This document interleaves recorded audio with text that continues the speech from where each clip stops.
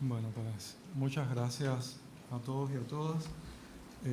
Soy Jaime Gómez Triana, soy crítico, investigador teatral. Me desempeño como vicepresidente de la Casa de las Américas y también como profesor en la Universidad de las Artes de Cuba.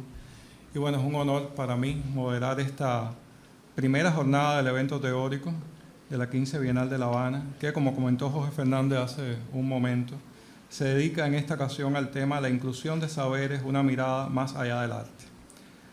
Las presentaciones de la jornada abordarán justamente el tema del giro decolonial, un nuevo reto para el arte y las ciencias sociales.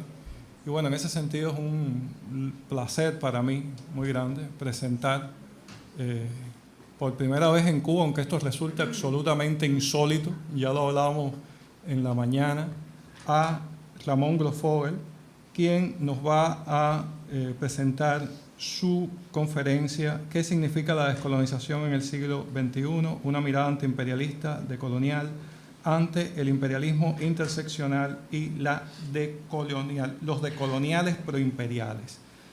Grosfoguel es sociólogo, nacido en Borinquen, en Puerto Rico, es profesor del Departamento de Estudios Étnicos de la Universidad de California en Berkeley, tiene un doctorado por la Universidad de Temple y estancias postdoctorales en el Fernand Braudel Center de Nueva York y en la Casa de las Ciencias del Hombre en París. Ha publicado numerosos libros y editado otros. Sus artículos han aparecido en revistas de África, Asia, América Latina, Europa y los Estados Unidos. Y entre sus libros destacamos El giro decolonial, Reflexiones para una diversidad epistémica más allá del capitalismo global, junto a Santiago Castro Gómez, y el más reciente, que lo tengo acá, este es el ejemplar de la Casa de las Américas, así que me da gusto mostrarlo, de la sociología de la descolonización al nuevo antiimperialismo decolonial, publicado por Acal Editores en 2022. Ramón además colabora con esta editorial para la cual ha hecho una línea de trabajos, de libros muy importantes que son fundamentales para entender las derivas teóricas del presente. Grosfoguel también es actualmente uno de los académicos de más reconocimiento internacional del campo del pensamiento decolonial y fue uno de los miembros fundadores del grupo Modernidad con Colonialidad. Pero más allá de ese tema, es imprescindible resaltar sus aportes teóricos empíricos, de edición, divulgación, como ya decía, referirme a su labor editorial, en otras áreas específicas, entre ellas los estudios sobre el Caribe, que se ha hablado aquí de ese tema esta mañana, Latinoamérica, las sociedades del sudeste asiático, los estudios étnicos y raciales, los estudios latinos, los estudios sobre migrantes caribeños en los Estados Unidos y Europa, la sociología urbana y las ciudades globales, que fueron los temas iniciales de su investigación, por ahí empezó su tesis de grado y las maestrías iniciales, y sus investigaciones comparadas sobre desarrollo internacional, sus análisis sociohistóricos y geopolíticos desde el enfoque del análisis del sistema mundo, que él ha enriquecido con una perspectiva crítica y asimismo descolonizadora, a partir de mostrar las múltiples opresiones que hay que destacar en esa ecuación, digamos, aportada por Wallenstein, con quien trabajó además directamente. Más recientemente habría que destacar sus estudios sobre el Islam y esto me resulta muy importante, hablábamos de eso también en la mañana, sobre los marxismos negros y latinoamericanos. Tiene un libro también sobre este tema, una antología de trabajos muy, muy importante. Entonces, bueno, es un placer, Ramón Grosfoguel, tenerlo esta mañana en este evento teórico y que inicie con su conferencia las sesiones de trabajo. Pues muchas gracias, Jaime, por esa presentación generosa. Muchas gracias a todos y a todas por estar aquí presentes. Muchas gracias a Jorge, muchas gracias a Oscar, muchas gracias al ministro que está aquí presente con nosotros por habernos invitado a estar aquí con ustedes. Para mí un honor realmente estar aquí en Cuba, primer territorio libre de América, discutiendo estos temas. Para mí de verdad que es un honor realmente que me hayan invitado a estar aquí con ustedes. Yo creo que el título de mi presentación hoy pues aborda unos desafíos que tenemos hoy en la lucha antiimperialista en el siglo XXI. Ustedes en esta Bienal han sido atacados por un grupo de artistas, algunos de origen cubano en los Estados Unidos, otros de origen latinoamericano, que se identifican como decoloniales y han llamado a boicotear este espacio, es decir, a boicotear la Bienal de La Habana. Nunca los he escuchado llamar a boicotear la Bienal de Berlín, la Bienal de Venecia, cuando invitan a un país genocida, como por ejemplo, solamente por poner un ejemplo, Israel, ¿no? Y nunca los he escuchado boicotear ninguna bienal por la representación de países que están implicados en genocidio, de países imperialistas que están al frente de la destrucción ecológica planetaria, de la destrucción de la vida de millones de seres humanos. Sin embargo, dedican toda su energía a atacar a Cuba, a atacar la Bienal de La Habana. Entonces yo quisiera, mi presentación va a ser una presentación sobre este tema, a los que yo llamo decoloniales coloniales o decoloniales proimperiales. Bien, y yo quisiera, para llegar ahí, porque el otro desafío es que tenemos un imperialismo hoy interseccional y hasta decolonial, que hasta usan el término de la descolonización y cosas así. Y entonces yo quisiera como aclarar una serie de puntos que me parecen fundamentales ante esta nueva ofensiva ideológica imperialista en nuestra región, que creo que tenemos que tener claridad sobre esto. Y entonces yo creo que el primer punto que tenemos que discutir es ¿de qué nos estamos descolonizando? ¿Bien? Si tú te llamas decolonial y reproduces los discursos proimperiales, pues ¿de qué te estás descolonizando? Entonces lo decolonial se convierte en un slogan vacío, en una retórica hueca, en una moda académica más, y no tiene ninguna relevancia en lo que las teorías descolonizadoras han sido toda la vida, que no se han generado en espacios académicos, se han generado en las luchas de liberación antiimperialista del mundo. Ahí es donde se han generado las teorías decoloniales. A veces en ciertos espacios de la izquierda, precisamente por esta representación de decoloniales coloniales, como yo les llamo, de coloniales imperiales, a veces tenemos la impresión que la literatura decolonial es una serie de académicos que han creado estas teorías que son reaccionarias de derecha o proimperiales, y en realidad las teorías descolonizadoras fueron creadas por los movimientos de liberación nacional y los pensadores críticos que nacen al calor de esas luchas antiimperialistas en el mundo, en África, en América Latina, el Caribe, Asia, etcétera. Entonces, a veces nos olvidamos de dónde vienen las teorías decoloniales, porque vienen de ahí, vienen de los grandes pensadores y pensadoras críticas de la lucha antiimperialista descolonizadora en el mundo. No viene de ningún espacio académico, como alguna gente intenta hoy tratar de decir. Entonces, la primera pregunta es, ¿de qué nos estamos descolonizando? Decía Martí en 1889, fíjense, de la tiranía de España supo salvarse la América española. Esto en 1889. Y ahora, después de ver con ojos judiciales los antecedentes, causas y factores del convite, urge decir, porque es la verdad, que ha llegado para la América española la hora de declarar su segunda independencia. Ya a fines del siglo XIX. Está diciendo, oye, esa primera independencia se quedó corta, tiene problemas,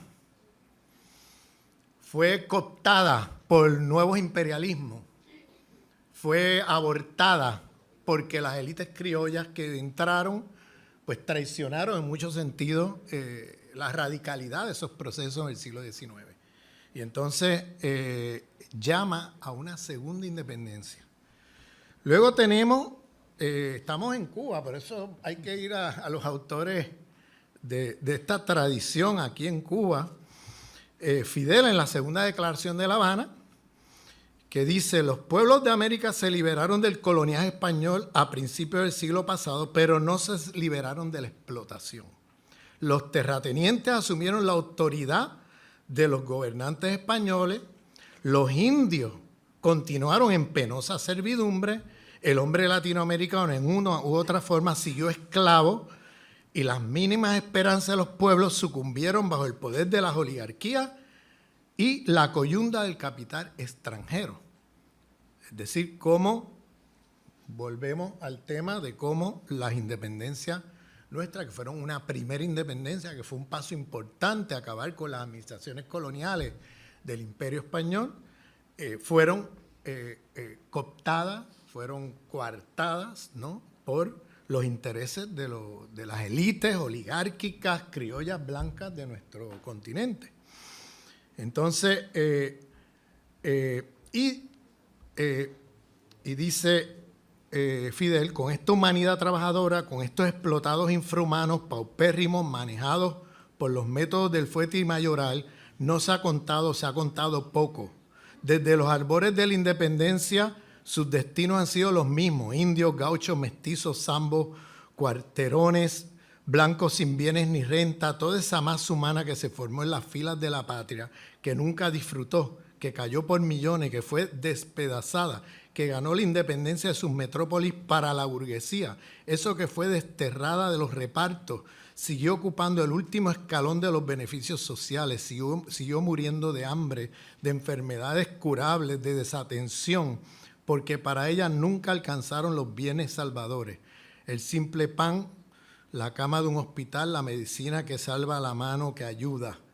Y dice: porque esta gran humanidad ha dicho basta y echado a andar, y su marcha gigante ya no se detendrá hasta conquistar la verdadera independencia.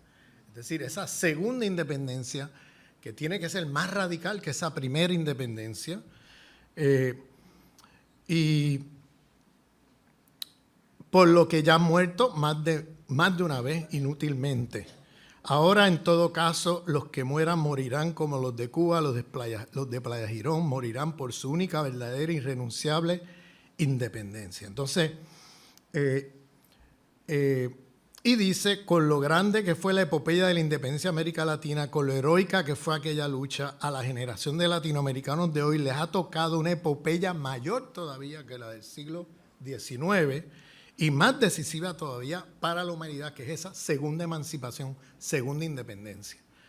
Y cualquier proyecto decolonial tiene que empezar por ahí, por la segunda independencia descolonizadora de nuestro continente. Y tiene que empezar por estos pronunciamientos de Martí, de Fidel y de muchos otros en la región, incluyendo el comandante Hugo Chávez en el siglo XXI, que ha insistido en el mismo tema de la segunda independencia. Es decir, cuando estamos hablando de descolonización, lo primero que tenemos que tener claro es de qué nos estamos descolonizando. Pues si no nos estamos descolonizando de un poder imperial, entonces, ¿qué uso tiene la categoría de lo de colonial? Bien, entonces, volviendo aquí al tema, voy a hacer primero que nada unos apuntes muy breves que tengo elaborado en otros espacios, en otros lugares, en ese libro, en muchos videos por ahí, que es, bueno, ¿de qué nos estamos descolonizando? Yo creo que ese es el primer paso, ¿no?, que tenemos que como que clarificar. Y tendríamos que empezar por la expansión colonial europea. Bien, la expansión colonial europea que se da desde nuestra mirada latinoamericana, la vemos desde 1492 en adelante, porque es cuando este señor Colón andaba perdido por los mares por aquí y creía que estaba en la India, y por eso le llamó indio a todo lo que veía, y por eso se llamó esto Indias Occidentales, porque Colón no sabía dónde estaba. Tenía mapas, pero eso es otra discusión, pero él no sabía leer esos mapas porque el oscurantismo europeo de la época, ellos no sabían cómo leer mapas geográficos, etcétera, porque se habían hecho mapas ya por diferentes civilizaciones. las civilizaciones de nuestros pueblos originarios estaban en conexión con el planeta entero, eso de que eran civilizaciones aisladas del mundo, primitivas, estas cosas son los cuentos de hadas, los fake news históricos que nos han dejado los cronistas de la conquista, que eran los curas de la cristiandad. Dije cristiandad, no dije cristianismo, bien, la cristiandad como una teología de dominación, no el cristianismo, que es otra cosa, bien. Entonces, en la expansión colonial usualmente tenemos un desencuentro entre los marxismos del sur y los marxismos del norte. ¿Bien? Y ese desencuentro tiene que ver desde dónde miramos la expansión colonial europea. ¿La miramos desde los barcos que salen de los puertos de Europa en adelante o la miramos desde los barcos llegando? Eso plantea esa geografía, esa geopolítica del conocimiento, plantea una mirada diferenciada de cómo vemos el mismo proceso. Yo he tenido debates con grandes pensadores de la economía política del sistema mundo, personalmente, maestros míos, de los cuales he aprendido un montón, de los cuales le tengo un gran respeto y que hay mucho que aprender de ellos. No estoy aquí tirando a la basura su obra, por favor, no me malentiendan. Pero teníamos algunas discrepancias porque, por ejemplo, yo les preguntaba por qué a Wallenstein, por ejemplo, Immanuel Wallenstein, a Giovanni Arrighi, grandes pensadores y teóricos de las teorías de la economía política, del capitalismo global y todo eso, y le preguntaba por qué ustedes en la teorización de la expansión colonial europea y en la teorización del sistema mundo, porque ustedes enfatizan única y exclusivamente la acumulación de capital a escala global. ¿Qué pasa con las otras jerarquías de dominación que los europeos llevaron al mundo y que forman parte del nuevo sistema mundial que no está teorizada en la economía política del sistema mundo o del capitalismo global? Entonces, porque yo lo que intento hacer en mi trabajo es un trabajo también de descolonización de los paradigmas de la economía política. No para tirar a la basura la economía política, sino para mejorarla. Es decir, para poder identificar jerarquías de dominación de la economía política del sistema mundo que la tradición de cierto marxismo nordocéntrico, eurocéntrico deja de lado. Que es, por ejemplo, porque al ver los barcos saliendo, pues se le aparece allí como lo único nuevo es el capitalismo global. Bien, entonces el mercado capitalista mundial. Entonces, ellos me contestaban, bueno, porque lo único nuevo que aparece ahí es la lógica de la creación de un mercado mundial capitalista. Y por eso nosotros enfatizamos en eso. Y yo le preguntaba, ¿y el racismo? No había racismo a los lugares que llegaban esos barcos. Y el patriarcado de la cristiandad, eso no existía en los lugares donde llegaban esos barcos. Y la cristiandad como cosmovisión, eso no estaba en los lugares donde los barcos llegaban. Y el eurocentrismo como epistemología hegemónica, eso no estaba donde los barcos llegaban. Cuando miramos el mundo desde el otro lado de la geografía de la razón, cambiamos la geografía de la razón y nos ponemos en el lado de los barcos llegando, lo que llegó no fue solamente que crearon un nuevo sistema mundial capitalista, es que llegó un sistema civilizatorio con una multiplicidad de jerarquías de dominación que también son estéticas. Hay jerarquías estéticas donde el concepto de gusto y belleza del mundo europeo se impone como la forma natural, humana, de gusto y belleza. Todo lo otro aparece como la forma salvaje, las formas inferiores de gusto y belleza, ¿no?, del resto de los pueblos. O sea, hay un racismo estético muy fuerte. Entonces, llegó a una multiplicidad de jerarquías de dominación como parte de la expansión colonial europea. Porque, ¿qué pasa? Cuando se expande Europa, se trae consigo las lógicas de dominación de su civilización en ese momento histórico. Entonces, lo primero que pasa es que se genera a través del colonialismo, van destruyendo todas las civilizaciones que se encontraron, las destruyen todas, incluso las civilizaciones de Abya Yala, que eran de lejos, mucho más avanzadas en ciencia, tecnología, en muchos temas que lo que era la Europa oscurantista de la época. O sea, los pueblos originarios, por ejemplo, los mayas tenían el calendario más preciso del planeta Tierra, con una capacidad de predicción de eclipses solares, eclipses lunares, fenómenos atmosféricos, etcétera. No sabemos cómo llegaron allí porque quemaron los códices. Entonces, sabemos cómo funciona, sabemos que son muy eficientes en la predicción de fenómenos atmosféricos, pero no sabemos cómo llegaron allí porque lo primero que hicieron fue quemar las bibliotecas, como hicieron en la conquista del Al-Ándalus. Yo siempre digo, si quieres entender los métodos de conquista de los imperialismos occidentales, tenemos que empezar por ese laboratorio que fue la conquista del Al-Ándalus, porque ahí se ensayaron los métodos de conquista que luego se traen para acá, que luego se llevan a África, Asia, para todos lados.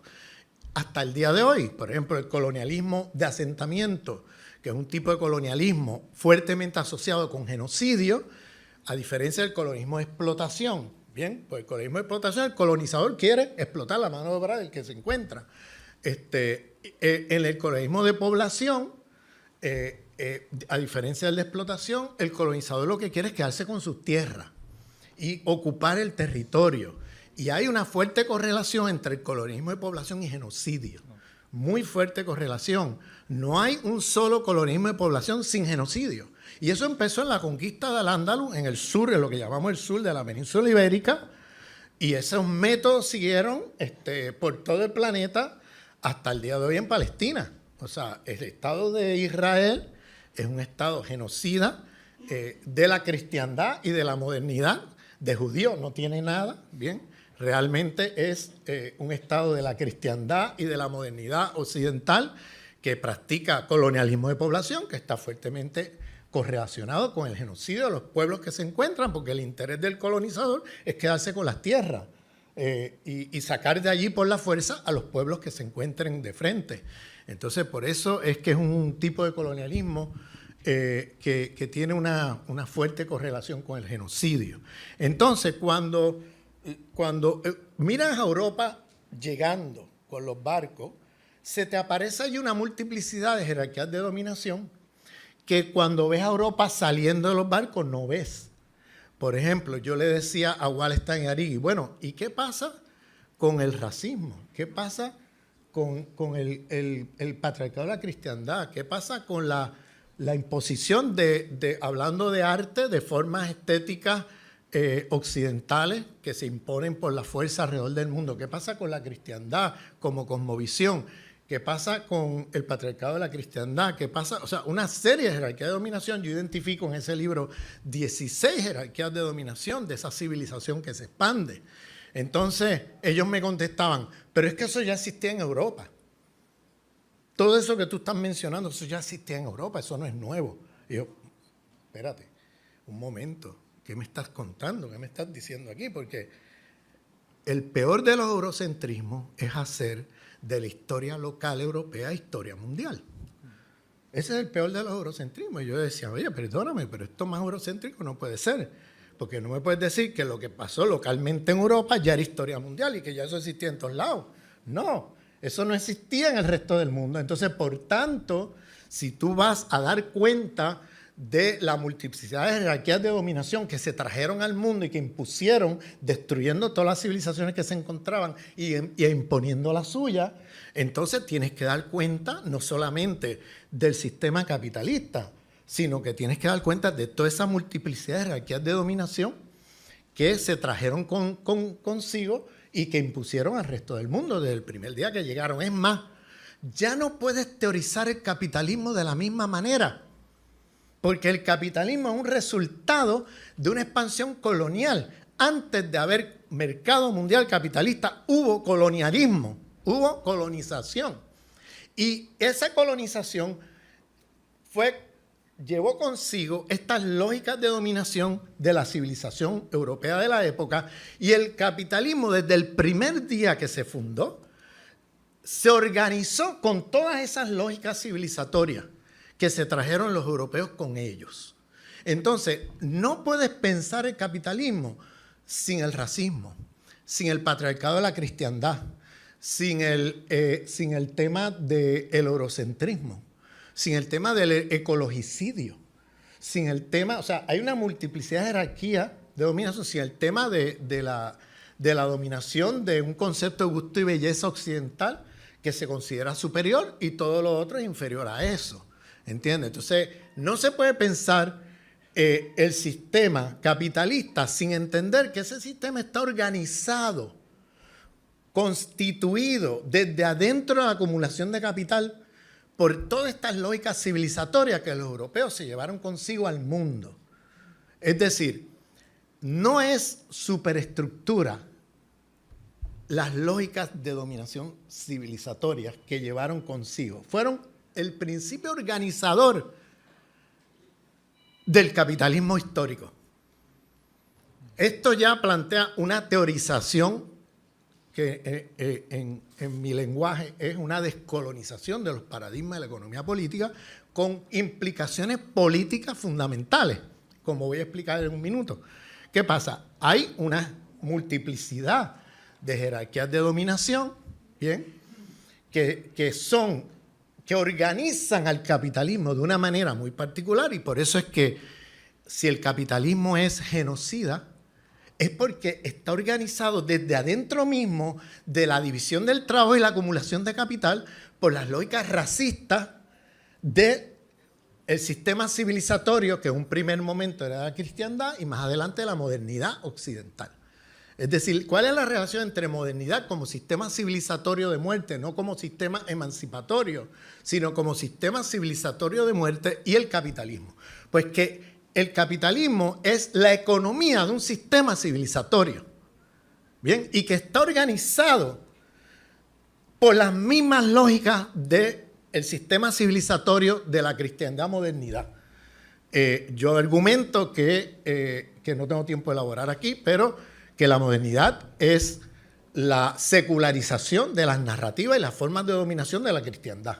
Bien, eso es un tema para otro seminario, pero es un tema que creo que es fundamental, porque el capitalismo tiene cosmovisión, y la cosmovisión del capitalismo es la cristiandad, una teología de dominación que luego se seculariza en lo que se conoce como la modernidad. Y debajo de eso tú rascas y está la cristiandad y la teología de dominación de la cristiandad. Pero eso es un tema para elaborar con más detalle. Simplemente decir que si el capitalismo es genocida es porque está organizado desde adentro mismo, no como superestructura, sino como un principio que organiza la división del trabajo y la acumulación de capital por las lógicas racistas de la modernidad occidental. Es decir, ¿cuánto te ganas por lo que haces? ¿Qué tú haces y cuánto te ganas por lo que tú haces? Está organizado por la idea de raza. O sea, la idea de raza es constitutiva, no es derivativa de la acumulación de capital. Si el capitalismo es feminicida, es porque está organizado desde adentro con las lógicas del patriarcado de la cristiandad, que no es cualquier patriarcado, es un patriarcado muy particular que se llevan consigo a todo el proyecto de la expansión colonial e imponen donde quiera que se metían, luego de destruir las civilizaciones que se encontraban, imponían las suyas, y una de esas lógicas de dominación es el patriarcado de la cristiandad. Entonces, ese patriarcado de la cristiandad produce un sistema capitalista que es feminicida. Entonces, tienes también, si el capitalismo es comunitaricida, es porque destructivo de la comunidad y las comunidades de vida de los pueblos, es porque tiene allí también la lógica civilizatoria moderna del individuo atomizado. Si el capitalismo es ecologicida, es porque está organizado también con la lógica de la civilización moderna occidental, del dualismo cartesiano, que es la secularización de los dualismos de la cristiandad entre hombre y naturaleza. Ese dualismo es constitutivo de las tecnologías del capitalismo y que llevan allí la destrucción de la vida. Si el capitalismo es epistemicida, es porque está organizado con las lógicas eurocéntricas, ¿no? Como forma superior de producción de conocimiento, es decir, hay un racismo epistémico que inferioriza todos los otros conocimientos y espiritualidades de los pueblos. Entonces, pongo esto en la mesa como un tema que requiere que nosotros en el siglo XXI hagamos una reflexión profunda de cuál ha sido el paradigma que guió en los procesos revolucionarios de la izquierda en el siglo XX.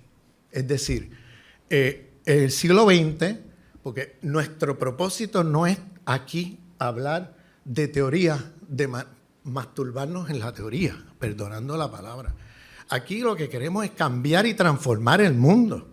Ese es el objetivo de plantear esto. Es un cambio de paradigma, porque el paradigma del socialismo del siglo XX, lamentablemente, continuó una tradición eurocéntrica moderna que se configuró en el paradigma de infraestructura, superestructura, ¿no? Donde pensábamos, y yo me incluyo, y esto lo digo con humildad, bien, esto no lo digo con arrogancia, por favor, porque la gente que se jugó la vida en esas luchas transformadoras en el siglo XX, las tenemos que respetarlas. Y son los primeros, esos ancestros son los primeros que hoy nos piden que hagamos reflexiones críticas para mejorar la lucha contra este sistema. Y esas reflexiones críticas tienen que tener allí una visión crítica de los paradigmas que han guiado nuestros procesos. Y uno de los problemas que enfrentamos es el paradigma de infraestructura-superestructura, que nunca fue un concepto de Marx. Marx usa eso en un prólogo, en un capítulo del Capital, en uno de los tomos del Capital, como una metáfora que usó así rápidamente y no volvió a usar. Eso se constituyó en el paradigma del marxismo eurocéntrico del siglo XX. Entonces, ¿qué pasa? Bajo ese paradigma se presuponía que el problema fundamental era el sistema económico capitalista y que cambiando ese sistema resolvemos lo demás, porque el racismo, el sexismo, el eurocentrismo, todo eso era superestructura. ¿Qué pasa? Si el capitalismo histórico es el resultado o la economía de un proyecto civilizatorio, ya eso no puede ser la superestructura, sino que es un principio organizador del sistema mismo. Entonces, ¿cuáles son las consecuencias políticas que tiene esto? Porque para mí eso es lo que importa, lo demás, pues, podemos aquí estar ad nauseam teorizando. Para mí lo importante son las consecuencias políticas. Pues una consecuencia política que tiene esto es que entonces, a la hora de organizarnos contra el capitalismo histórico, tenemos que organizarnos dando cuenta de las lógicas de dominación del proyecto civilizatorio de la modernidad que producen ese sistema de capitalismo histórico tan destructivo de la vida. ¿Qué pasa? Como eso se consideraba en el socialismo del siglo XX como algo secundario o derivado de la acumulación de capital, se asumía y se presuponía que resolviendo el problema económico se resuelve todo lo demás. ¿Bien? ¿Qué pasa? No solamente no se logró resolver todo lo demás, sino que ni siquiera se logró resolver el problema del capitalismo mismo. ¿Por qué? Porque si tú te organizas contra el capital, reproduciendo lógicas racistas, si tú te organizas contra el capital, reproduciendo lógicas del patriarcado de la cristiandad, si tú te organizas contra el capital reproduciendo las lógicas del individuo atomizado, si tú te organizas contra el capital reproduciendo eurocentrismo, si tú te organizas contra el capital reproduciendo la cosmovisión de la cristiandad y del dualismo cartesiano, si tú te organizas contra el capital reproduciendo todas esas lógicas, en la misma lucha contra el capital vas a estar reproduciendo todo lo que lo organiza y por tanto vas a ser inefectivo en la transformación y destrucción de ese sistema. No sé si me explico. Porque si el capitalismo está siendo organizado por un sistema civilizatorio con una multiplicidad de lógicas de dominación, entonces tenemos que, en el proceso de lucha contra ese sistema, no podemos, en el proceso de organizarnos contra él, reproducir las mismas lógicas que organizan el sistema, porque entonces nos hacemos inefectivos en la posibilidad de transformarlo. ¿Bien? Porque estamos reproduciendo las mismas lógicas que lo producen. Entonces tenemos que entonces descolonizarnos de los paradigmas de la economía política tal como fueron configurados y empezar a pensar en una visión descolonizadora de la cartografía de poder del sistema mundial. Eso tiene unas consecuencias políticas enormes porque significa un reto para las luchas transformadoras contra el capital que tiene que dar cuenta de esta multiplicidad de opresiones. ¿Bien? Ahí podemos estar largo en eso, yo no voy a seguir en eso porque tenemos poco tiempo. Ahora, aquí viene el tema que yo me propongo discutir. Y es que hoy día, o sea, si bien estoy diciendo que hay que tomar en cuenta esta multiplicidad de opresiones, nosotros no podemos seguir hablando de un sistema civilizatorio de muerte como es la modernidad capitalista occidental sin hablar del sistema imperialista mundial. Es decir, lo que materializa el sistema imperialista mundial, lo que materializa, el sistema civilizatorio que estoy describiendo, es el sistema imperialista mundial. Entonces, tenemos decoloniales coloniales que hablan de lo decolonial sin hablar de imperialismo. Entonces, espérate un momento. O sea, ¿de qué nos estamos descolonizando entonces? O sea, ¿cómo puedes estar hablando de decolonial y no estás hablando de la lucha antiimperialista? Y tenemos que, en ese sentido, entender que la lucha política contra ese sistema civilizatorio tiene que tener allí el antiimperialismo como el tema central de la lucha. Porque este sistema civilizatorio que he estado describiendo aquí, un sistema civilizatorio de muerte, destructivo de la vida humana y no humana, ¿bien? Este sistema civilizatorio está producido, organizado por un sistema imperialista mundial. Tú no puedes disociar el sistema civilizatorio del sistema imperialista mundial. No lo puedes disociar. Porque lo que produce y reproduce ese sistema destructivo de la vida, esa civilización de muerte, es un sistema imperialista mundial, entonces, del cual no puedes disociarte. Y lo que pasa con muchos de estos decoloniales coloniales o decoloniales proimperiales es que hablan de lo decolonial, hablan de una crisis civilizatoria en abstracto sin imperialismo. Entonces, ¿cómo es posible que tú puedas hacer una política, bien, contra un sistema que produce todas esas patologías de dominación que he descrito aquí?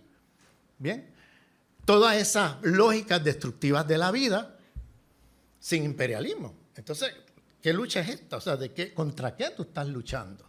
Entonces, hay que, muchos de estos decoloniales lo que hacen es que hablan de lo decolonial como una moda académica abstracta, un sistema civilizatorio abstracto que nadie sabe quién lo produce y lo reproduce, y a la hora de la verdad, cuando se enfrentan a conflictos como lo que vive Cuba hoy, como lo que vive Venezuela, el golpe de Estado en Bolivia, aparecen del otro lado de la trinchera. ¿Bien? ¿Por qué? Repitiendo las lógicas del imperio. ¿Por qué? Porque para ellos el imperialismo no existe. Para ellos lo que existe es una civilización ahí amorfa, abstracta, que todo el tiempo están diciendo que hay que luchar contra esa civilización de muerte, pero nunca dicen quién la produce, cómo se produce y cómo se reproduce.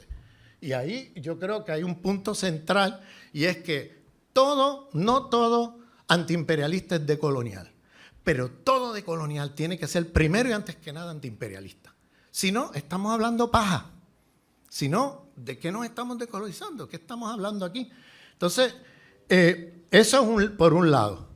Eso es un desafío que creo que tenemos que enfrentar, porque tenemos gente de la pseudoizquierda latinoamericana haciendo documentos. Oye, que cuando las guarimbas en Venezuela, si se acuerdan, que estaban los paramilitares matando gente en las calles de Caracas, aparecieron allí estos decoloniales coloniales con documentos firmando a media pseudoizquierda latinoamericana, y atacando el gobierno bolivariano con las mismas teorías que tiene el imperio sobre el gobierno bolivariano. Por eso le llamamos decoloniales proimperiales. Repiten las mismas narrativas del imperio y se llaman decoloniales. Bien.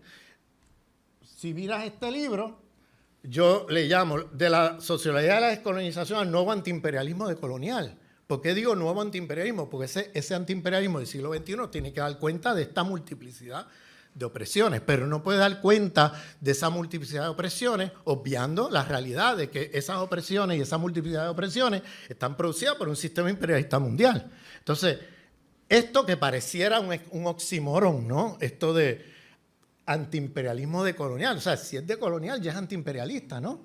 Pero yo creía que con decirle colonial ya se entendía que éramos antiimperialistas, pero luego de ver lo que ha pasado, luego de ver esta gente que atacan la Bienal y llaman un boicot a la Bienal a nombre de lo de colonial, que repiten las tesis del imperio sobre Cuba, luego de ver a toda esta gente que repiten las tesis del imperio sobre Venezuela, luego de ver a toda esta gente que repiten las tesis del imperio sobre Bolivia, etcétera, me doy cuenta que pues, va a haber que usar ese oxímoron, porque si no, ¿cómo nos vamos a distinguir? Hay que hablar de un proyecto de colonial antiimperialista, aunque suene redundante. Pero es que ya con esto que ha pasado, no podemos seguir en esa, o sea, diciendo solamente de colonial. O sea, en este libro lo que yo intento hacer es hablar de una teoría decolonial. Ya no podemos hablar de lo colonial como hablábamos hace 20 años.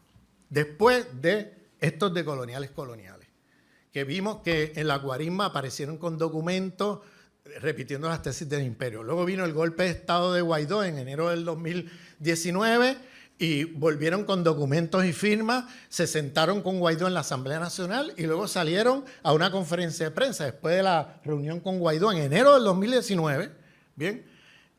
Salen a la prensa a decir que Guaidó es más democrático, desde el punto de vista de la democracia, es más democrático que Nicolás Maduro, un tipo que se autodenominó presidente en una plaza. Estos son los llamados decoloniales, ¿bien? Ya no te cuento lo que pasó con Guaidó después, que se robó hasta los clavos de la cruz, como decimos en Puerto Rico. Entonces, y luego tenemos esto del imperialismo interseccional, que es el imperialismo decolonial también. ¿Qué hace el imperialismo? La interseccional es un concepto de las feministas negras estadounidenses que siempre fueron antiimperialistas, que siempre fueron anticolonialistas, que siempre fueron antirracistas, antipatriarcal, etc. ¿Y qué pasa? Ahora viene el imperialismo y aparece con esto del imperialismo, esto de la interseccionalidad. Usted se mete en las páginas de web del USAID y de las embajadas americanas en América Latina, África, en otros lugares, y están subsidiando grupos feministas, grupos ecologistas, están subsidiando grupos antirracistas, están subsidiando grupos hasta sindicalistas anticapitalistas, siempre y cuando no sea antiimperialista. Entonces te dan dinero para que tú te organices y cada cual, siempre y cuando tú veas tu lucha y tu demanda como una lucha desde una esquinita, ¿no? Sin hacer coalición con el resto de los oprimidos en una lucha antisistémica, antiimperialista, sino cada cual en su esquina, luchando por las migajas dentro del sistema, ¿ves? Y entonces luego que cada cual sálvese el que pueda, ¿no? Porque en ningún momento se plantean coaliciones antiimperialistas entre múltiples opresiones, entre múltiples oprimidos. No se plantea nunca eso. Entonces, eso plantea un problema serio, ¿bien? Porque lo que hace es divide y vencerá. Tiene diferentes grupos y están las feministas proimperiales, están los ecologistas proimperiales, están los sindicalistas proimperiales, están los antirracistas proimperiales subsidiados por el imperio con ONG, con cuanta cosa, y cuando abres los ojos tienes una pseudoizquierda que está activamente movilizada contra un verdadero proyecto de izquierda. O sea, es perverso, porque el mismo sistema imperialista, con su proyecto civilizatorio de muerte de la modernidad capitalista occidental, que produce todas esas patologías y todas esas formas de dominación múltiples, es el mismo que subsidia a la oposición contra esas jerarquías de dominación. Es perverso, ¿no? Porque ellos quieren una izquierda domesticada, una pseudoizquierda domesticada, una pseudoizquierda que no se salga de ciertos parámetros. ¿Y cómo los movilizan? Ahí está el ejemplo del golpe de Estado contra Evo Morales en Bolivia. ¿Qué hicieron?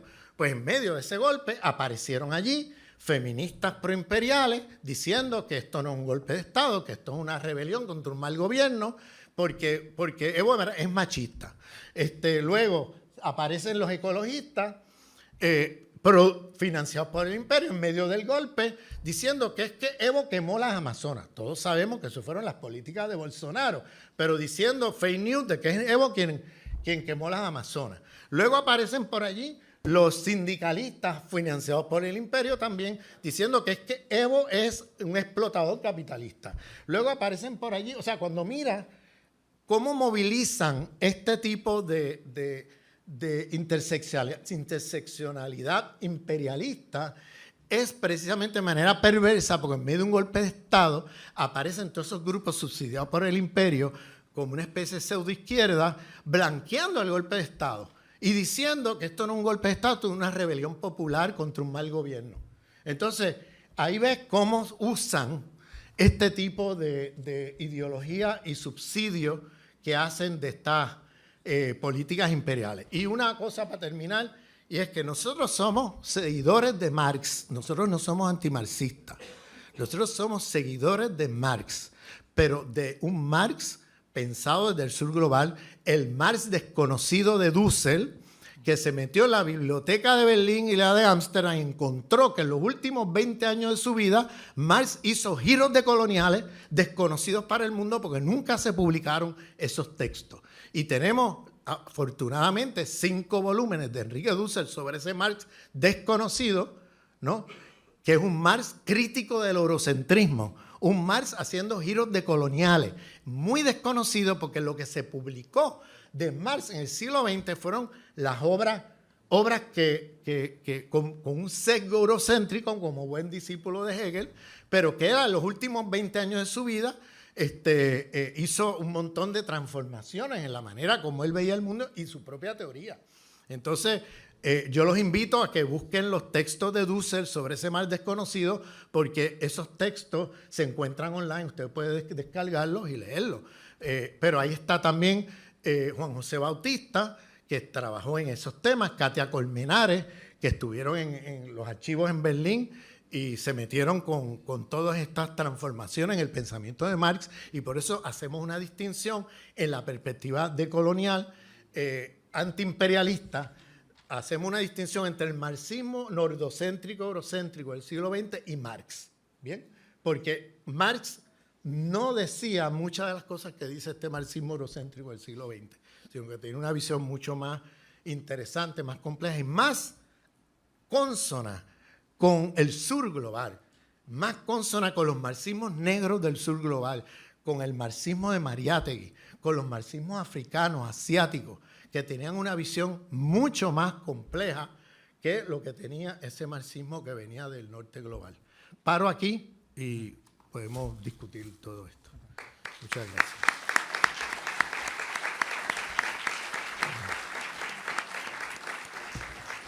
Bueno, muchísimas gracias a Agrofor por esta apertura del evento teórico que sin duda ha sentado temas que vamos a seguir discutiendo una y otra vez. Siempre me queda la duda de si es el momento de abrir a un par de preguntas. Yo creo que es mejor hacerlo así, a pasar a los videos y debatir al final. Yo creo que ahora estamos como más cercanos, más en caliente, así que me parece que es mejor hacerlo así. Un par de preguntas o comentarios ahora. A partir de estas... Sí. Sí, por favor, porque se está grabando y se está transmitiendo, creo, también.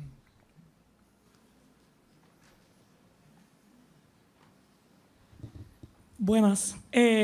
Me gusta, ¿verdad?, que hayas traído ese tema que es tan necesario discutir hoy en día, y tú lo vinculaste con el arte, ¿verdad?, y la razón por la que estamos aquí para la Bienal de La Habana, específicamente con el boicot que organizaron una serie de artistas, entre ellas Tania Bruguera, que yo la admiro mucho como artista, pero definitivamente hay unos elementos de crítica al sistema cubano en general, pero también al sistema de la Bienal, que no se están planteando hacia otras bienales, como mencionaste, o a otros eventos de arte en general, grandes que promueven el imperialismo. Y también se puede vincular con otras instancias artísticas, ¿verdad? También ese planteamiento que tú traes, que definitivamente también, ¿verdad? Se puede hacer un análisis de los movimientos sociales, etcétera. Me acuerdo específicamente de una exposición súper importante que se dio en 2018, que se llamó Radical Women. Participaron muchas artistas cubanas, artistas puertorriqueñas del Caribe, pero también de toda América Latina, y se hizo como una recolección de todo lo que había sido el arte hecho por mujeres de toda América Latina. Y ¿Dónde fue eso? Eso abrió en Los Ángeles, en el Hammer Museum, pero luego se movió a Nueva York, al Brooklyn Museum. Fue una exposición enorme de una investigación de 10 años, salió un catálogo bastante grande también de muchos textos, pero las dos curadoras principales son precisamente de esa tendencia que tú estás mencionando, esas decoloniales, coloniales, ¿verdad? Y proimperio.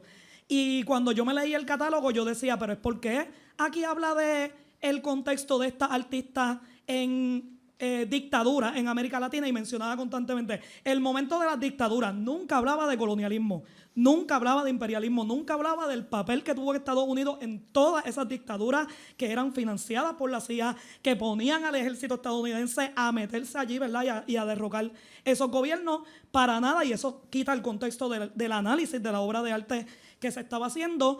Y yo incluso fui a la apertura en Nueva York, hablé con las curadoras y todo, como que tratando de sacar a ver qué estaba pasando. Y nada, ¿verdad? Yo creo que había como una poca profundidad en el análisis más que nada, pero luego veo posts de Facebook de algunas de ellas y eran pro Capriles y todo esto, ¿verdad? Y entonces ahí uno empieza a entender que es que vienen de una política, y entonces te están haciendo un análisis feminista de una obra de arte hecha en América Latina. Y falta, ¿verdad? Falta realmente un análisis de lo que estaba pasando en esos lugares, y es bien importante, ¿verdad?, que tengamos en cuenta lo que tú estás mencionando aquí. Sí, gracias. Por favor, tu nombre para que quede para la grabación. Emilia Quiñones Otal, de la Universidad de Puerto Rico en Mayagüez. Ok, gracias, Emilia. Gracias. Bueno, otro comentario, pregunta, intervención, sí, por favor. Tienes que acercarte a un micrófono. Ahí hay uno, cerca. Tu nombre, por favor. Hola, Henry Mercedes, de República Dominicana. Primero, gracias por traernos toda esta reflexión y ponernos a complejizar todo este tema.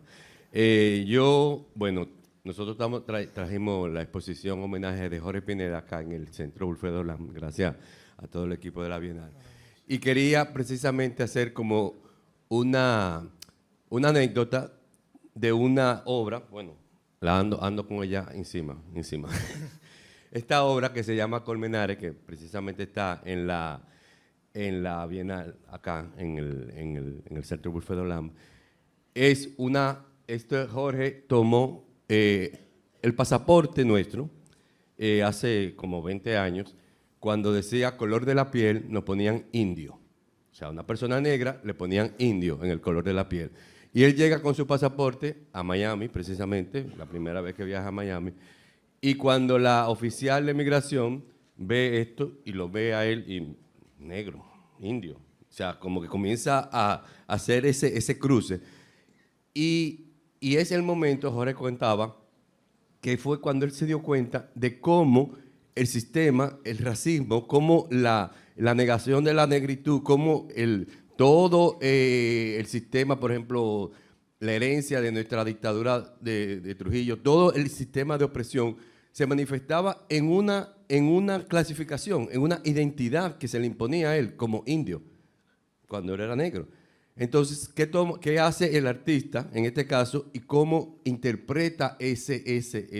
Bueno, él reprodujo la foto del pasaporte en acetato y creó 1000 identidades. Dibujó, porque era un dibujante maravilloso, dibujó con lapicero y fue creando 1000 identidades. Ahí en el Wilfredo Lam podemos ver unas 400, pero él creó 1000 identidades sobre eso, porque el tema del artista era, bueno, si el sistema me define mi identidad, pues yo voy a crear 1000 identidades. Además, todas las puso con faltas ortográficas. La nombró con faltas ortográficas. Entonces, eso de cómo el artista puede trabajar desde su propia producción este desmonte de todo lo que es el sistema. Y bueno, está esta obra y otras obras más, pero quería como hacer ese señalamiento y que va muy en la línea que tú planteabas y me encanta. Y me gustaría tenerte por Santo Domingo algún momento para seguir profundizando estas discusiones. Ok, gracias. No sé si hay otro comentario. Sí, por favor, un último comentario. Bueno, Alexis Esquivel, artista cubano. Yo quiero agradecer, no está encendido. Acércate un poquito más. Sí. Yo quiero, bueno, repito, Alexis Esquivel, artista cubano. Yo quiero agradecer la explicación del profesor. A mí me ha aclarado algunas dudas muy importantes. Por ejemplo, la manera en que él ve esas jerarquizaciones de dominación como algo intrínseco al sistema hegemónico global y no como algo que se fue adquiriendo en el proceso de ejecución.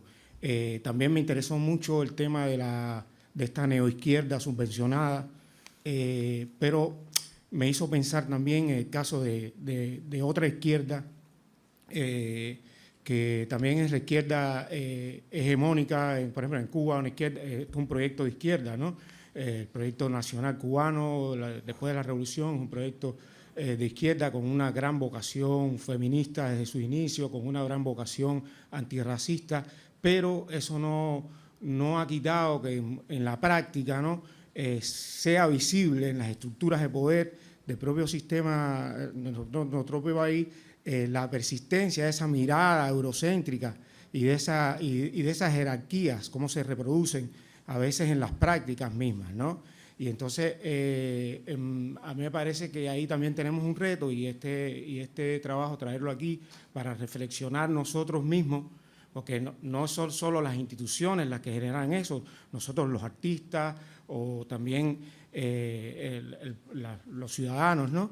Reproducimos eso, ¿no? Esas jerarquías de dominación, compramos esos relatos constantemente y bueno, podemos ver, por ejemplo, cómo a veces las instituciones quieren ser la voz, ¿no? Y de los artistas o de la población, y en vez de ser mediadores o facilitadores de que esas voces se expresen, a veces intentan sustituir esa voz y ser ellos los que proclaman las cosas. Por ejemplo, yo celebré mucho cuando aquí se pudo hacer una exposición que asumiera, el museo asumiera la problemática racial, ¿no? Sin embargo, cuando se hace esa exposición, pudimos ver que todas las experiencias anteriores que se habían hecho desde el ciudadano, desde los artistas ciudadanos, quedaban como ninguneadas o quedaban como omitidas, ¿no? Y yo pienso que eso es como la inercia de esas lógicas, ¿no? Como a veces las instituciones de izquierda, con buena voluntad a erradicar ese tipo de asuntos, tienen como un lastre todavía que exigen, me parece a mí, este tipo de reflexiones que el profesor ha tratado y que tienen que profundizar con seriedad y no temerle al riesgo político de ese debate, sino profundizar en él con mucha valentía. Yo leí hace poco a un dirigente incluso de las luchas institucionales contra el racismo decir que en Cuba el racismo no era sistémico. Yo creo que confundía, ¿no? Que era sistémico con que era del sistema. Y yo decía, no, el socialismo no es inherente, el racismo como sí es inherente, como usted bien explicó, al capitalismo, ¿no? En eso estoy de acuerdo, pero sí es sistémico porque sí está en toda la sociedad solapado, y por eso tenemos que primero aclararnos eso, es algo sistémico que tenemos que pelear en cada instancia todo el tiempo, ¿no? Y no es un fenómeno que ya con políticas públicas solamente se puede erradicar. Y bueno, a mí me hizo reflexionar mucho eso, o sea, agradezco mucho el descarte que hace de esta neoizquierda o pseudoizquierda, pero también yo quería llamar la atención sobre una izquierda que es una izquierda real, comprometida, pero que también tiene o puede tener algún tipo de lastre en ese sentido, de todavía tener una visión a veces eurocéntrica de los propios problemas hacia adentro, ¿no? Y bueno, eso es lo que sí, me gustaría si quisiera comentar o algo sobre eso. Sí, gracias, Alexis. Yo le comentaba a Ramón, le voy a dar la palabra inmediatamente, que quizás justamente por eso, que Alexis está de alguna manera significando, este país se ha metido en la tarea en medio de la contingencia atroz que presupone salvar la economía de un país bloqueado.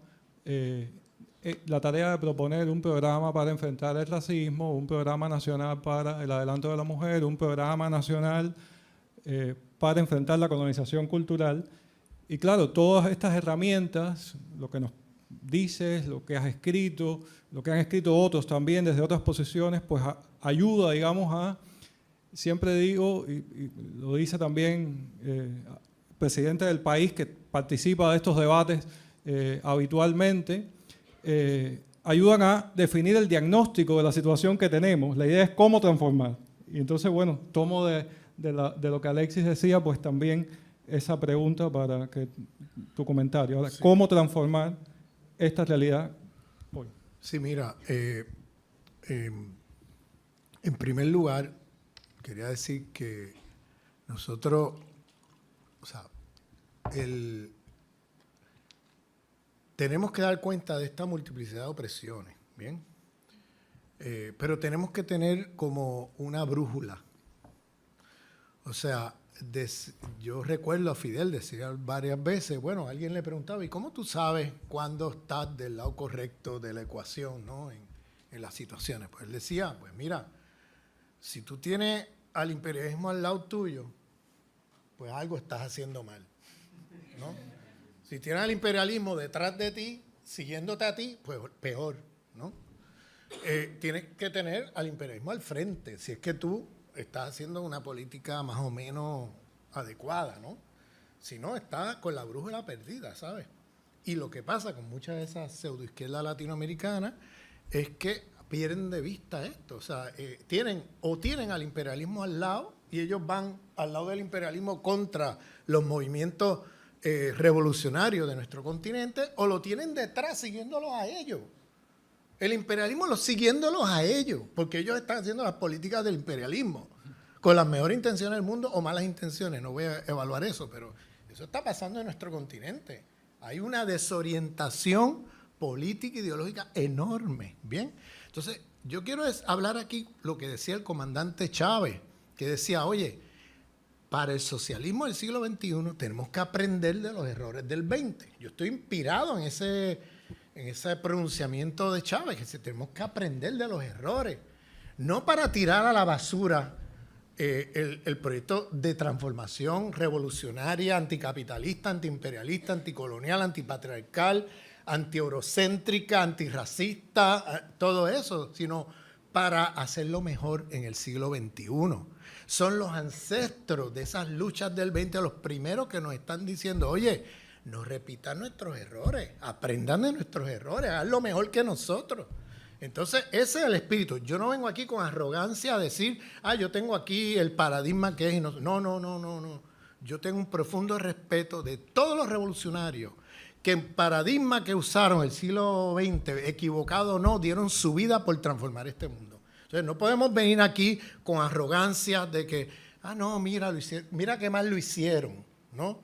Y mira, ahora nosotros, no, hay que salirse de esos esquemas egoicos, egocéntricos, y mirar esto como un proyecto revolucionario, colectivo, en comunidad, mundial, del cual todos somos parte y todos cometemos errores y todos aprendemos los errores, punto.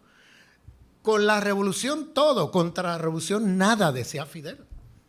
Eso tiene que ser como una línea roja.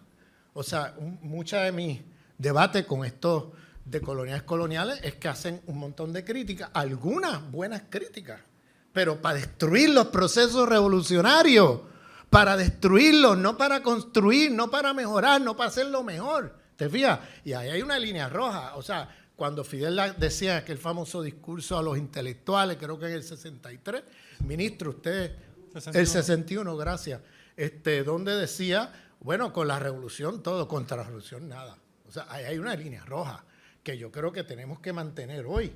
Y entonces podemos discutir, profundizar, criticar, autocriticar, pero para mejorar, no para destruir, por favor. Entonces, esto tiene que estar en el centro de nuestras reflexiones. Entonces, es normal, compañeros, que haya muchas cosas que se heredan de la vieja sociedad, que no se pueden cambiar de la noche a la mañana como uno quisiera, ¿sabes? Y entonces en eso también tenemos que ser muy ponderados, porque a veces queremos que las cosas ocurran esta noche, y eso pasa con muchos de los decoloniales coloniales, que quieren ver la transformación esta noche, y como no la vieron, pues entonces vamos contra todo lo que es izquierda en América Latina. Porque no hicieron esto, no hicieron aquello. No, espérate. O sea, estas cosas no van a cambiar de la noche a la mañana. O sea, esto es una cosa que tenemos que tener el horizonte claro. Que eso no quiere decir que no hagamos la crítica, ¿vale? La vamos a hacer, pero, oye, ponderando los tiempos. Estas cosas no van a cambiarse. Cosas que llevan siglos, compañeros, no van a cambiarse de la noche a la mañana. Con eso no estoy justificando que no se haga nada o que ahora justifiquemos lo injustificable, ¿ves? Hay que hacer la crítica, pero siempre ponderando, siempre mirando la cartografía del poder. Ahí está el imperialismo. Entonces, ¿de qué lado tú vas a estar? ¿Ves? Yo recuerdo las elecciones en Ecuador en el 2019, cuando apareció un agente de la CIA de nombre Yaco con rostro indígena, que no era indígena, y era un ONGista que recibía dinero de ONG, dinero de la CIA, y ese tipo apareció allí y dividió el voto de la izquierda. ¿Y quién salió? El banquero blanco criollo Lazo, ¿no? Y de ahí en adelante ya podemos, o sea, ya desde antes con la traición de Lenín Moreno, pero puedes ver lo que pasó en esas elecciones, como los decoloniales coloniales se fueron de cabeza con Yaco. Entonces dejaron entrar a y mira que decía ese banquero en las elecciones, que el modelo de él era Álvaro Uribe Vélez. ¿Ah? ¿Y qué hizo? Pues narcotizó y paramilitarizó a Ecuador. Mira cómo está Ecuador hoy. Estos son errores políticos, ¿ves? De no tener la cartografía clara de quién es el enemigo, quiénes son los amigos, sino que te confundes si no pones el horizonte del antiimperialismo como el horizonte principal en las luchas de nuestra región. Y al no hacerlo, pues terminó apoyando ya con un agente de la CIA que metieron allí para dividir el voto de la izquierda, y se coló el banquero que decía que Álvaro Uribe Vélez era su modelo. Y mira dónde está Ecuador hoy. Es uno de los países más violentos en América Latina hoy. Fíjense cómo están las cosas allí. Entonces, estos son errores políticos que parecieran como cosas teóricas. No, esto tiene implicaciones prácticas y materiales sobre la vida de la gente enormes. ¿Bien? Gracias. Bueno, muchísimas gracias a Ramón Grosfoguel. Seguiríamos discutiendo y debatiendo con él toda la mañana, pero bueno, estará esta semana aquí. Mañana va a estar a las 3 de la tarde en Casa de las Américas grabando el espacio A la Sombra del Árbol de la Vida, que después todos podrán ver en YouTube, en el canal de la casa. Así que nada, un aplauso para él. Muchas gracias.